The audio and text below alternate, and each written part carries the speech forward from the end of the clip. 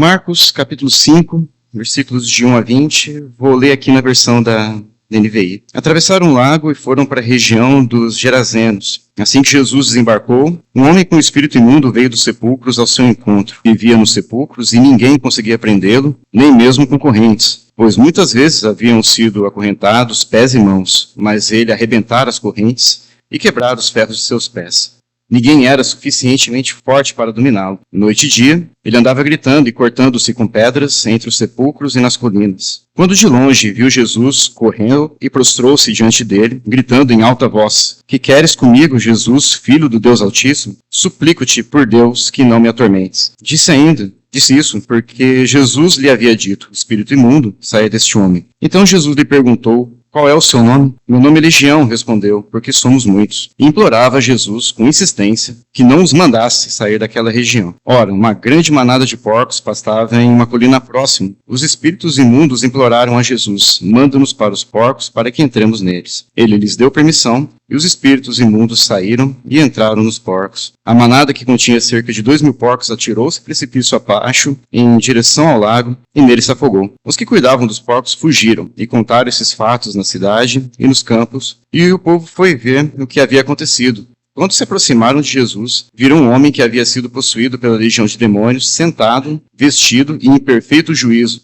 e ficaram com medo. Os que tinham presenciado essas coisas contaram ao povo o que tinha acontecido com o endemoniado e falaram também sobre os porcos. Então o povo começou a suplicar a Jesus que saísse do território deles. Assim que Jesus entrou no barco, o homem que havia estado endemoniado suplicou-lhe ou que deixasse ir com ele. Jesus não o permitiu. Antes, ordenou-lhe: Vá para casa, para a sua família, e anuncie-lhe tudo quanto o Senhor fez a você e como teve misericórdia de você. Então aquele homem foi e começou a anunciar em Decápolis tanto quanto Jesus tinha feito por ele. Todos ficaram admirados. Amém. Vamos orar mais uma vez. Senhor, nós louvamos a Ti, agradecidos pela Tua palavra. Obrigado porque é ela que sustenta a nossa vida nesse mundo. Pai, muitas vezes, em meio às nossas dúvidas, desânimos, situações da vida, a nossa luta contra os nossos próprios pecados. Obrigado porque é ela que fala ao nosso coração e basta apenas ela, Pai, para que a nossa vida seja transformada e alcançada. Mas reunidos como igreja, oramos a Ti, Pai. Oramos agradecidos porque o Senhor renovou a sua misericórdia sobre nós e que podemos, na família da fé, unidos, podemos ser ministrados por ela, Senhor. Independente da capacidade de quem esteja falando, Pai, que o Senhor esteja ministrando a vida de cada um e que o seu nome seja glorificado, Pai, nesse dia. Em nome de Jesus que oramos. Amém. Bom, irmãos, dando prosseguimento àquilo que nós já temos estudado dentro do Evangelho de Marcos, a gente chega nesse trecho da narrativa que muitas pessoas olham com uma certa dificuldade, ao mesmo tempo com grande temor, mas isso nos mostra que o Evangelho de Jesus, ele não é algo tão simples, né? Quando você vai vendo a forma como Jesus vai atuando em cada uma das regiões que ele andou nessa terra, num período curto de ministério, mas a gente pode contemplar que a cada vez que Jesus se manifesta ao povo, milagres acontecem, pessoas são curadas, espíritos imundos saem, e nós vemos aqui mais um desses relatos. E a gente pode perceber aqui, né, como bem disse o Gabriel, que o descanso que a gente precisa para a nossa vida, que o descanso que a gente precisa para a nossa alma, não é um lugar, né, mas sim uma pessoa, que é a pessoa de Cristo. E a gente vê nesse trecho que não existe um descanso sem ter uma luta. Descanso vem depois de longos dias de trabalho, longos dias de serviço, longos dias de situações que a gente precisou resolver. Quando você, depois de um dia exaustivo de trabalho, você chega em casa, senta e fala assim: agora é o meu período de descanso. Deus operou, né, na criação do mundo por 6 dias, no último dia ele nos impôs o quê? Descanso.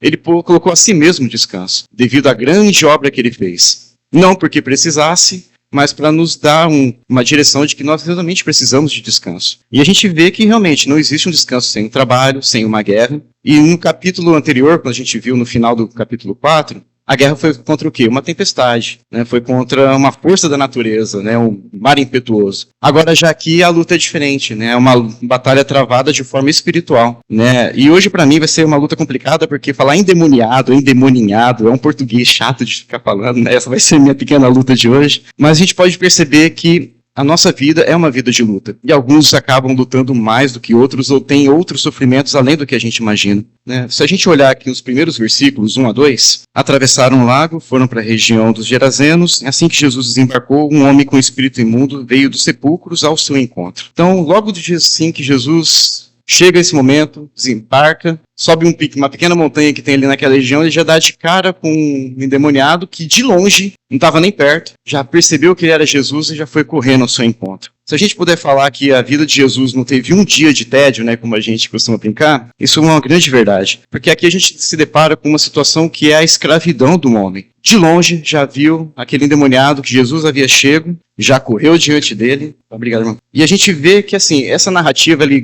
né, Marcos e os outros discípulos que escreveram as outras cartas, como Mateus e Lucas, que também relatam isso aqui, eles vão dar um pouquinho mais de ênfase nessa questão da expulsão dos demônios.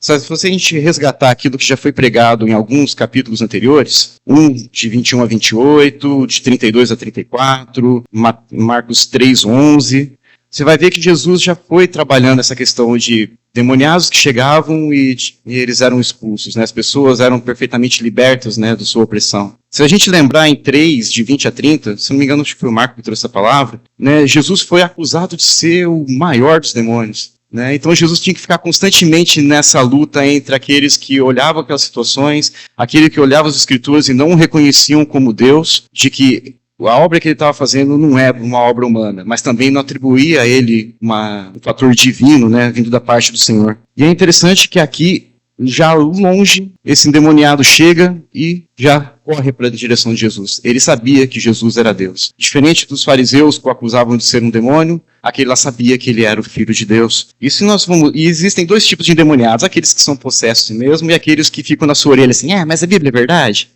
Mas a Bíblia é mesmo a palavra de Deus? Né? Porque a gente vai ler que esse relato está falando de Gerazenos. Se a gente for para Lucas, ele vai falar Gerazenos. Aí se você for para Mateus, vai falar Gadarenos. Em quem que você acredita nessa história? Né? Em qual versão da história que você acredita? Isso aqui é importante a gente colocar, porque tem algumas pessoas de má índole e outras não tão mal intencionadas, mas por uma questão de falta de conhecimento, vai falar que isso aqui é uma versão dúbia da história, quando na verdade não.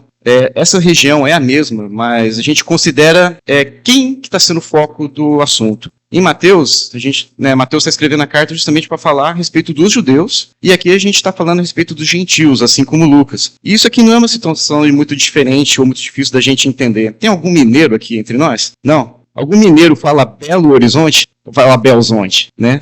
Eu vim de Uberaba. Não, fala Beraba. A gente usa palavras diferentes para dar sinônimo a uma mesma situação, uma mesma palavra. Desci no aeroporto de Curitiba. Mas o aeroporto não é em São José dos Pinhais? Como é que São José dos Pinhais agora é Curitiba? Sabe quando você vai juntando as coisas e você quer trazer uma clareza para o assunto? Semana passada eu estava conversando com o irmão. Eu viajei, foi muito bom, fui para Pomerode. Mas não é Pomerode? Não, é Pomerode. Todo mundo fala coisas distintas de um mesmo lugar.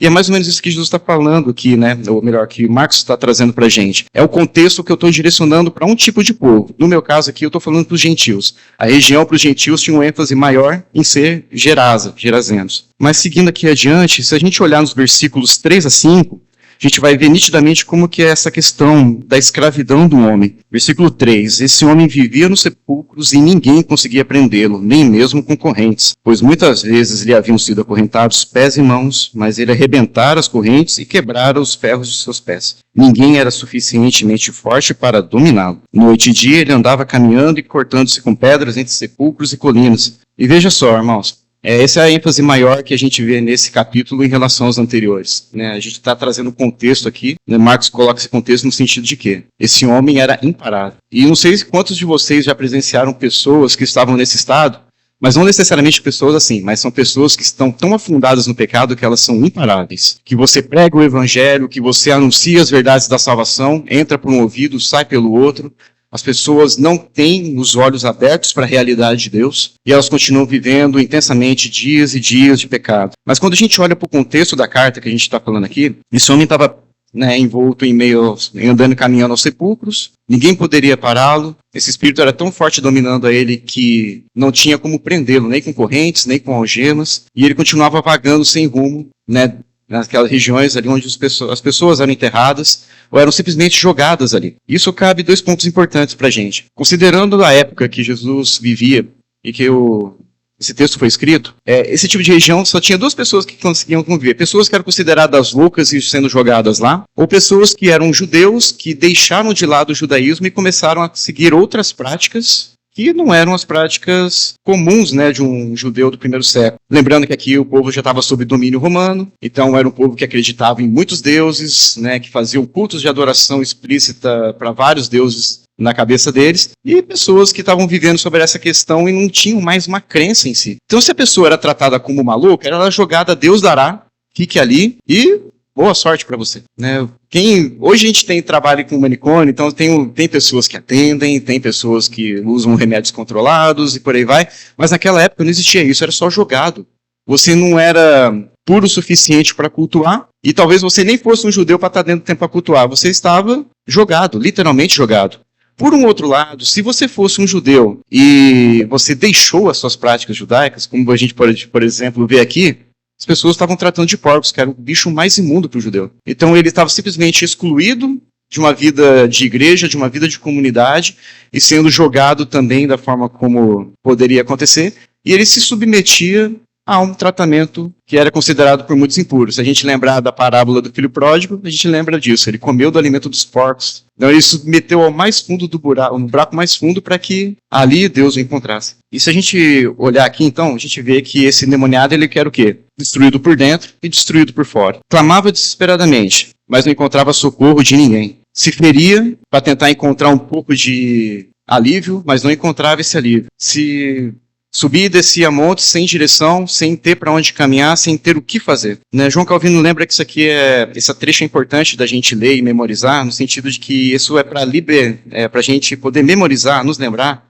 de quão terrível é uma vida sem Deus. De quão terrível é ser colocado sobre a tirania de Satanás, né? Tendo a sua mente tomada pela angústia, tomada pelo mal, vivendo longe de Salvador, vivendo longe do Senhor, vivendo longe da lei de Deus. E esses são 2 pontos que eu gostaria de que vocês guardassem na mente para a gente tratar mais à frente, tá? Salvação e lei de Deus. Mas não tem como viver nessa vida sem ter um encontro com Jesus. A questão é o que acontece diante desse encontro. Se a gente abrir, né, voltando aqui na nossa Bíblia, versículos de 6 a 10... Quando de longe viu Jesus, correu e prostrou-se diante dele, gritando em alta voz: Que queres comigo, Jesus, filho do Deus Altíssimo? Suplico-te, por Deus, que não me atormentes. Disse isso porque Jesus já lhe havia dito: Espírito imundo, saia deste homem. Então Jesus lhe perguntou: Qual é o seu nome? Meu nome é Legião, respondeu, porque somos muitos. E implorava Jesus com insistência que não os mandasse sair daquela região. Então Jesus estava longe, e assim mesmo o endemoniado sai correndo, diante dele se achega, e antes de qualquer coisa, ele se prostra, ele se curva diante de Jesus. Algumas traduções vão falar que ele o adorou, não no sentido de uma adoração como nós fazemos aqui na igreja, né, que nós devotamos glória ao Senhor, mas aqui é como um reconhecimento de quem Jesus era, que Jesus era o Cristo, Filho de Deus. Então, em submissão, por assim dizer, ou diante de uma autoridade muito maior do que ele se chega, se prostra, e a gente consegue perceber aqui que até mesmo o inferno está subjugado diante da autoridade de Cristo.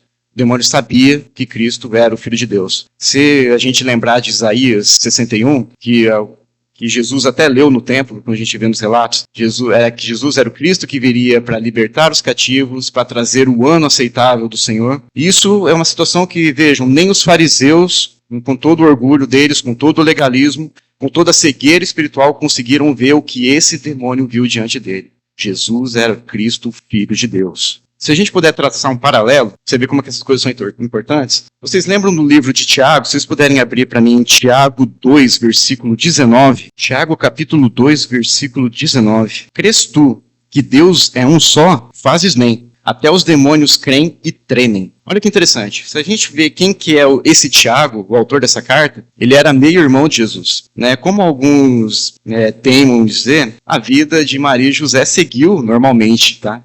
Continuaram casados, tiveram outros filhos. Tiago era um desses filhos. Tiago tinha Jesus do lado dele a vida inteira e ele não acreditou que Jesus era o Deus. Olhava com desconfiança. Isso a gente vai ver, né, na verdade, um pouco mais adiante em Marcos 6:3. Mas depois lá em 1 Coríntios 15:7, ele entende, a revelação vem e ele se converte. Então mesmo andando com Jesus ali lado a lado, pode ser que muitas vezes a gente não reconheça Jesus em sua autoridade, em sua soberania, em seu controle. Isso tem que falar ao nosso coração. A gente precisa caminhar tão perto de Cristo, que a gente possa vê-lo revelado nas Escrituras, que a gente possa vê-lo revelado no nosso dia de trabalho, que a gente possa ver ele cuidando de nós, estando junto conosco, sabendo de que ele realmente é um Pai amoroso que nos libertou, que nos salvou, que nos resgatou das trevas para a luz. E vejam, de uma forma semelhante aqui, um determinado homem endemoniado se achega diante de Cristo e, relutante, se curva diante de Cristo. Quão miserável é a nossa vida, irmãos, e a vida de tantas outras pessoas que estão ali ouvindo a Deus diariamente, tendo acesso às Escrituras, e elas não reconhecem a Cristo como Senhor. Sua presença é real, as trevas se dissipam quando Cristo intervém, e cabe a nós se submetermos ao seu senhorio, né? Mas de uma forma mais completa do que está acontecendo aqui nesse relato. E quando a gente fala aqui que Jesus veio para trazer libertação ao povo, né, considerando e o que Tiago escreveu aqui, né, que os demônios vêm e estremecem, aqui a gente vê um segundo ponto aqui de aparente contradição. Né?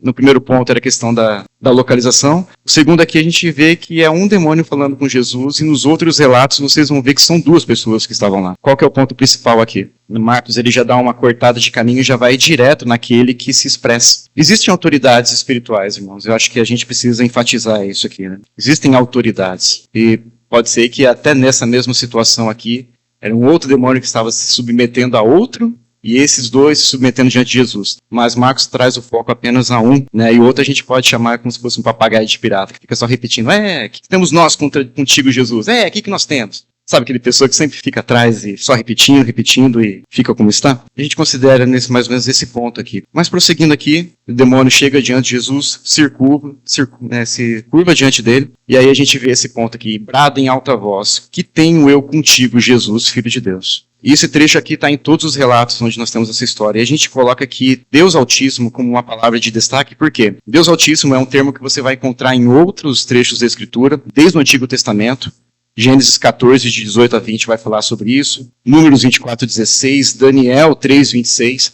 É a forma como as pessoas, cristãs ou não, né, pertencentes ao povo de Deus ou não, se colocam ou assumem que aquela pessoa, de quem está sendo dito, daquela deidade da qual está sendo falada, é o Deus maior. Então é o maior dos deuses, ou os deuses sobre todos os outros deuses. E aqui, né, esse demônio sabe de quem ele está falando. Ele sabe que Jesus é Deus. Né? E nesse ponto aqui, a gente pode considerar que é uma confissão pública diante de todas as pessoas que começaram a ver aquela baderneira que estava acontecendo. Pensa, do nada, você chega aqui, do nada aparece um cara gritando loucamente com você acha que o restante da rua vai ficar quieto? O cara que está no bar vai parar de beber e vai acompanhar, o cara que está no mercado vai começar a olhar torto no que está acontecendo. Era o que estava acontecendo aqui, um rolo absurdo, mas Jesus ali no controle, né, controlando toda a situação. E a gente vê aqui que, é interessante esse termo, suplico-te por Deus que não me atormentes. Jesus ali, e o diabo fala diante dele, em nome de Jesus, por assim dizer, em nome de Jesus, sai daqui. É o demônio clamando em nome de Deus, suplicando em nome de Deus, para que não houvesse com ele a justiça que deveria acontecer. Porque o inferno é real. E ele sabe que o inferno é real. E se a gente voltar para as Escrituras, o inferno foi criado para quem? Para o diabo e seus anjos. Eles sabiam que teriam o que estava no futuro ali aguardando e esperando. Mas é interessante que ele usa essa palavra, né? Conjuro-te ou suplico-te. Eu estou clamando a você, Deus, que não me dê essa justa culpa que eu tenho, essa justa pena que eu tenho que pagar. Né? Se a gente lembrar da parábola do rico e do Lázaro, né? Quando o rico é jogado ao inferno, eu suplico-te. Clamo a você, Senhor, que ele molhe pelo menos o dedo ali em água e coloque na minha boca, porque eu preciso. Isso aqui é muito sofrimento. E o demônio aqui sabe disso. Lembra que Agostinho, né, nas Confissões, ele estava no processo que ele vivia uma vida devassa, ele vivia uma vida de pecados absurdos.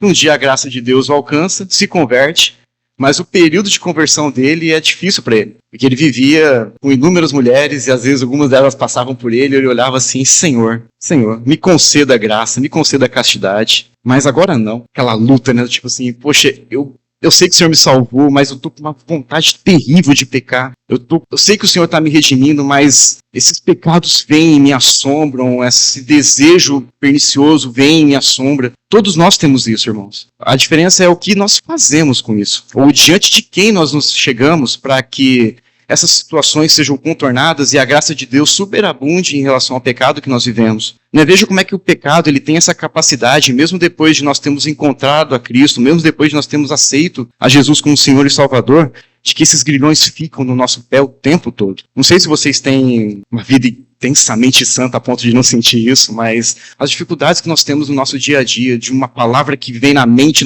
quase saindo da boca, uma forma que às vezes uma pessoa olha torto pra gente, que o nosso cônjuge está ali, e às vezes a gente quer ultrapassar ou quer suprir as nossas carências e necessidades em outra pessoa que não seja a pessoa de Cristo. A gente quer, às vezes, voltar para aquele buraco de onde a gente saiu, e aqui nós vemos que basta a presença real do próprio Cristo para que essas trevas venham se estremecer. Versículo 8, que Jesus já disse a esse espírito imundo, saia deste homem. Esse confronto entre a grandeza de Deus e a soberania de Deus, a gente já vê que já tem um vencedor aqui nessa história, mas Jesus ainda dá um pouco mais de corda para que a gente possa entender o contexto daqui e que as pessoas ali possam estar entendendo o que vai acontecer. E quem é você? Jesus pergunta. Legião, porque nós somos muitos, e encarecidamente está pedindo para que ele não saísse daquele lugar. Tem alguns irmãos que têm uma visão muito deturpada daquilo que nós chamamos de batalha espiritual. Eu não sei se você já veio de igrejas assim, mas eu já pertencia a uma denominação quando eu era jovem, adolescente, que a gente via demônio em tudo, sabe? E tinha que fazer orações de regiões determinadas da cidade, jogando óleo em tudo quanto era lugar, como se isso fosse uma forma de fazer com que Jesus tivesse domínio sobre aquela região e não mais os demônios. Gente, não existe loucura tão grande quanto essa. É óbvio que existe uma realidade espiritual, mas se a gente não considerar que Deus está no controle de todas as coisas, nós temos uma visão muito fraca de quem Deus é. Se nós não olharmos para as Escrituras e vermos que Jesus está no controle de todas as coisas, e assim como Lutero dizia, que até o diabo é o diabo de Deus, que está preso numa coleira ali, que Jesus dá uma soltada e puxa de novo, justamente para tratar a nossa vida, e justamente para mostrar que tem pessoas que, se não confessarem a Cristo, elas vão se perder. Então a gente precisa entender que a gente pode fazer coisas mirabolantes, mas o que Cristo está fazendo aqui é o importante, revelando aquele homem e aquele povo a sua palavra, revelando que ele era realmente Deus e que até mesmo o mais maligno dos homens pode ser recuperado. É o anúncio do evangelho que vai trazer salvação para uma cidade, é um anúncio do evangelho que vai trazer salvação para as vidas, e é pela palavra, porque como diz em João 8, se o Filho verdadeiramente vos libertar, verdadeiramente sereis livres. E é o que acontece aqui no nosso texto, os versículos 11 a 13, a gente vê essa libertação soberana da parte de Deus. Ora, houve uma grande manada de porcos pastava em uma colina próxima. Os espíritos imundos imploraram a Jesus, manda-nos para os porcos, para que entremos neles. Ele lhes deu permissão, e os espíritos imundos saíram e entraram nos porcos. A manada, que continha cerca de 2.000 porcos, atirou-se precipício abaixo, em direção ao lago, e nela se afogou. Até os espíritos rogaram a Cristo. E Jesus não concede misericórdia, Jesus não concede compaixão, mas aqui a gente vê a palavra certa, ele concede permissão para que esses espíritos chegassem aos porcos, e fez essa permissão com autoridade. Quem que tem a capacidade, irmãos, de desobedecer uma ordem de Deus? Qual de nós, diante de uma expressão muito clara da vontade de Deus para a nossa vida, vai falar, não, não quero, não posso, não estou afim? Até os demônios se submetem à autoridade de Cristo. E permissão, não para, veja bem o que o texto fala aqui, não é para entrar no corpo de uma outra pessoa, porque Jesus iria expulsar eles novamente. E eles sabem disso. Aí, assim, tem aquela manada de porcos, aquela manada de animais impuros. Nos deixe que a gente assuma aquele corpo imundo, mas nos deixe quieto. E Jesus, com autoridade, dá essa permissão. E é estranho, quando a gente fala assim, deu uma autoridade para os porcos, para os demônios chegam aos porcos, e esses porcos vão lá e se atiram depois.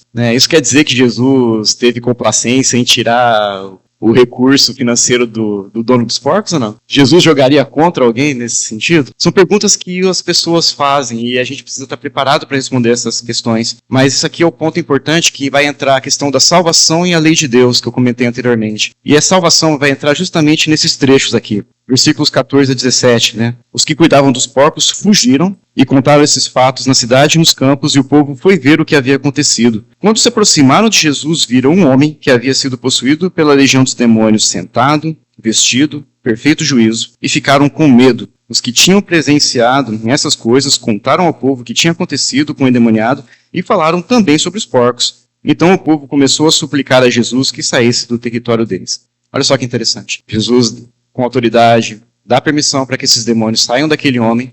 Esses demônios entram na manada de porcos e a primeira coisa que eles fazem, pegam esses porcos e se jogam ao mar, matam aquela manada. E aí a gente vê assim, qual que é o objetivo do diabo quando a gente vê na Escritura? Para que o diabo vem? Roubar, matar e destruir. Eles não estão fazendo nada diferente aqui. A primeira coisa que eles fazem quando entram naqueles porcos é o quê? Roubar, matar e destruir.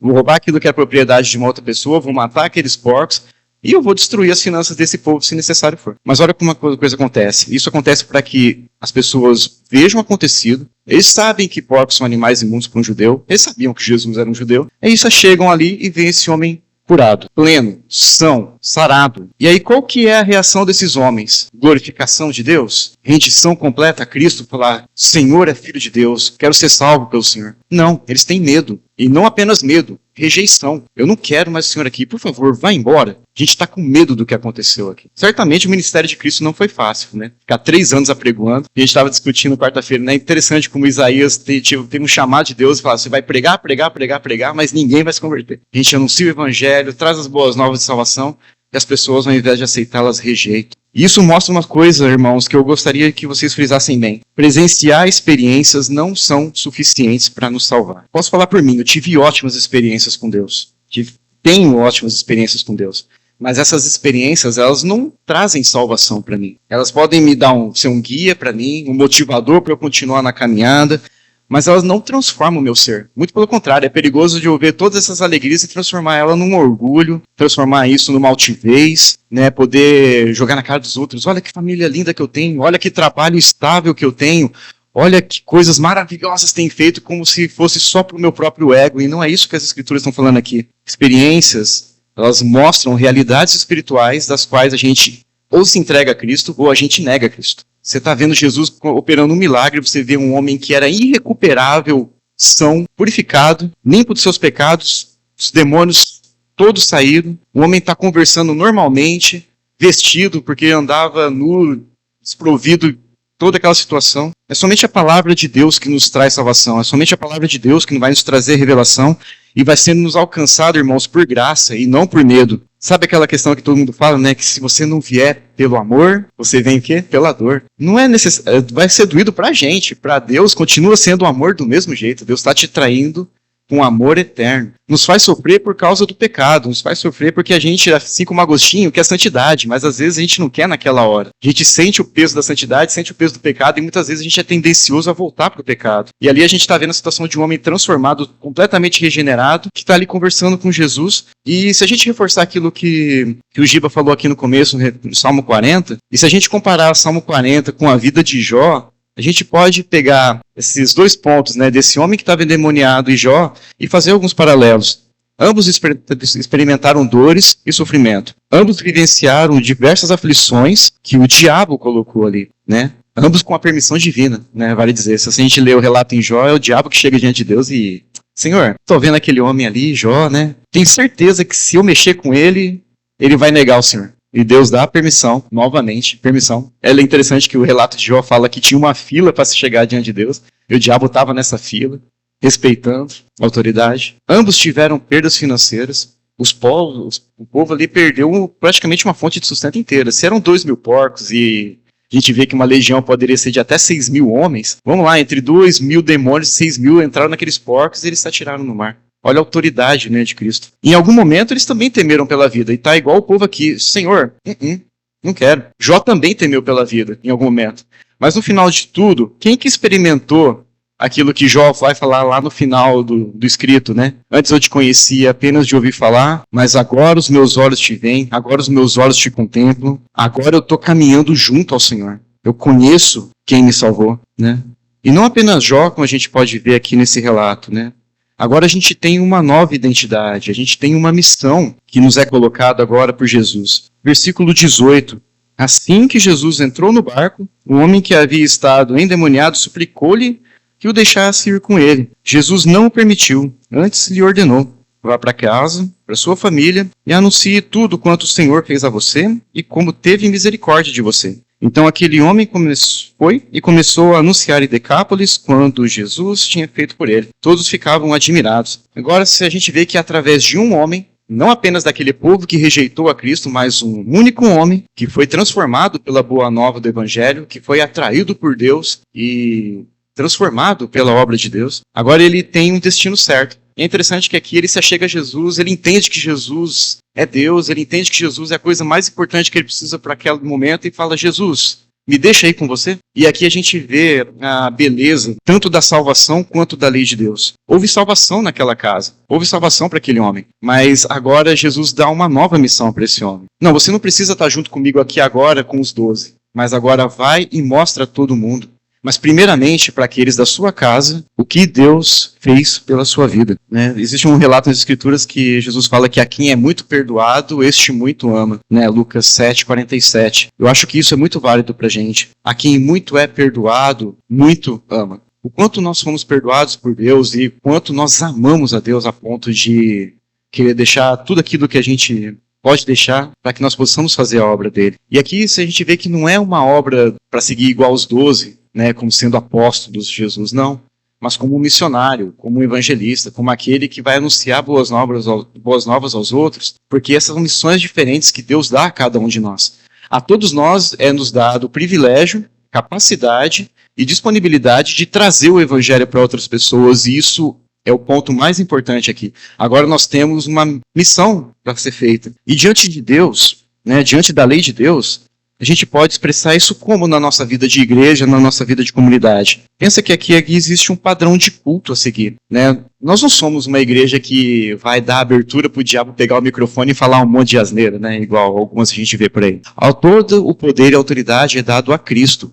E aqui, no púlpito, aqui, lendo as nossas escrituras, cantando as nossas músicas, ensinando as nossas crianças, nós temos que focar em Cristo, na palavra de Deus, na autoridade de Deus, e o nosso culto é cristocêntrico. A gente não pode dar vazão a nenhuma outra coisa que não seja Cristo e as Escrituras. Nenhuma pregação pode ser feita sem anunciar o Evangelho, nenhuma pregação pode ser feita sem anunciar Cristo, porque Cristo é o centro da igreja. Não é os movimentos de batalha espiritual, não é aquelas coisas fumegantes que acontecem com fumacinha, com palavras de determinação, de você pode, você consegue. Não, tudo já foi nos dado na cruz. Cristo é o centro da igreja, Cristo é o centro da nossa vida, da membresia, do púlpito. Isso implica a gente não dar vazão ao diabo e às obras da carne. Por isso que nós podemos confessar os nossos pecados uns aos outros. Por isso que nós temos orações, culto, cânticos, estudos bíblicos disponíveis a rodo agora para a gente poder acessar. Porque esses são meios de graça que Deus nos concede para que a gente não consiga manter a nossa vida centrada em Cristo, porque é justamente a palavra de Cristo, as Escrituras Sagradas, a palavra de Deus, que é a nossa regra de fé e prática. Por que eu falo que é isso aqui, né? Questão de fé e prática, relembrando aquilo que a gente está falando. Você já percebeu uma série de pregações, de contextos que a gente vive por distorcer alguns determinados tipos de escritos que a gente vê aqui?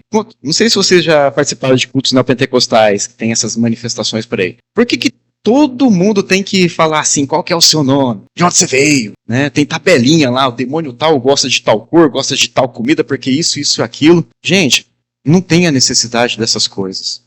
Pode perceber que esse aqui é o único relato de todos os relatos que existem nas escrituras a respeito de possessão demoníaca, que ele faz isso aqui. Aí pega um negócio separado e quer transformar isso numa regra. Irmãos, que nós possamos descansar a nossa vida, e se em algum momento isso acontecer, é em nome de Jesus, ponto. Acabou. É em nome de Jesus apenas. Submeta-se às Escrituras, submeta-se a essa autoridade divina. Né? E a gente quer ver esse monte de gente procurando contradição onde não existe. A palavra é suficiente, a palavra explica a si mesma. E justamente por isso que a gente precisa confessar os nossos pecados constantemente, viver em pureza, viver em santidade. E a gente não fazer como esse demônio fez, que era se esconder em meio ao sofrimento, se esconder em meio aos sepulcros, como se isso fosse algo benéfico. Não, se a gente vive vida de pecados, a gente está numa situação difícil, nós temos outros a quem recorrer. Nós temos pastores, nós temos irmãos maduros na fé, a gente tem irmãos que a gente pode trocar uma conversa ali simples e franca. E se você vê que tem a disponibilidade, se abra para essas pessoas. A gente pega situações que pessoas trabalham 2 semanas fora, e aí a gente precisa entrar em contato com essas pessoas. A gente vê pessoas que a gente só vê aos domingos. E é justamente nesses momentos que a gente tem que aproveitar para poder marcar, de estar junto, de poder caminhar junto, de poder sentar num canto e ouvir. Pessoas não andam sozinhas. Andar sozinho, você fica igual esse endemoniado aqui, perdido. A gente não tem outro caminho para seguir senão uma vida de comunidade. E eu acredito muito, irmãos, que se a gente quiser viver no contexto de igreja e viver numa cidade que a gente possa ver que pessoas possam ser alcançadas pelo Evangelho, a gente brinca que Jataizinho é uma cidade pequena. Não, são 12 mil pessoas para ser alcançadas nessa cidade. É muita gente. É muita gente. E a gente só pode fazer isso, irmãos, não por meios extraordinários, não por situações mirabolantes que a gente vê aí, porque como Spurgeon falava, se a gente começar a trazer métodos carnais para a igreja, a gente só vai trazer carnalidade para a igreja não vai ver o Evangelho. Pessoas não serão transformadas pelo poder de Deus se a gente não manifestar as obras de Deus. É uma matemática simples, às vezes difícil de compreender, às vezes difícil de trabalhar, mas é uma realidade espiritual. Se a gente quer ver pessoas sendo alcançadas pelo Evangelho, se a gente quer ver os nossos parentes sendo alcançados pelo Evangelho, tem que partir de um trabalho a começar nos nossos corações, a começar pelas nossas famílias. Eu falo isso porque eu tenho muitos descrentes na minha família e é uma carga que eu tenho que levar. É necessário que eu tenha que fazer isso também, que é pregar o Evangelho a toda criatura. Pregar o Evangelho a todas as pessoas. Porque é somente pela transformação que vem, pela graça de Deus, pela palavra de Deus e pelo Espírito Santo, agindo pela palavra, que nós podemos fazer com que as situações aconteçam. E eu acredito que esse seja um bom começo para a gente. Proclamar e continuar proclamando as belezas do Evangelho, continuar proclamando as belezas de Cristo, não por medo, não por imposição pura e simplesmente, mas pelo pregar do Evangelho, pela ministração da palavra de Deus, por uma vida de uma comunidade que entende que Cristo a salvou. Nós não éramos muito diferentes daquele endemoniado. Éramos diferentes, talvez, em seus sofrimentos, na carga que pesava sobre os seus ombros, Mas todos nós temos pecados de estimação, e acredite, todo pecado de estimação é um diabinho que fala na nossa orelha, vai lá, continua, É torrar o cartão de crédito, é falar o que não deve, agir de uma forma que não deveria com aquele irmão, com aquela pessoa que você ama e convive junto. São essas situações que a gente precisa afiar diante das Escrituras, que a gente precisa se colocar clamando a Deus, pedindo misericórdia, Como Lutero bem dizia, eu leio a Bíblia todos os dias porque eu preciso da Bíblia todos os dias e eu esqueço dela todos os dias. Nós devemos nos submeter à autoridade de Cristo, nos voltar às Escrituras e buscar aquilo que Deus presenciou, já preparou para nós na cruz, já deixou bem claro em sua palavra, para que nós possamos viver uma vida de comunidade, individualmente e coletivamente, de forma que nós possamos agradar a Deus e nos submetermos cada dia mais à sua vontade, fazendo com que outras pessoas possam ver o Evangelho sendo manifesto e possam encontrar nas Escrituras o próprio Cristo. Amém? Vamos orar?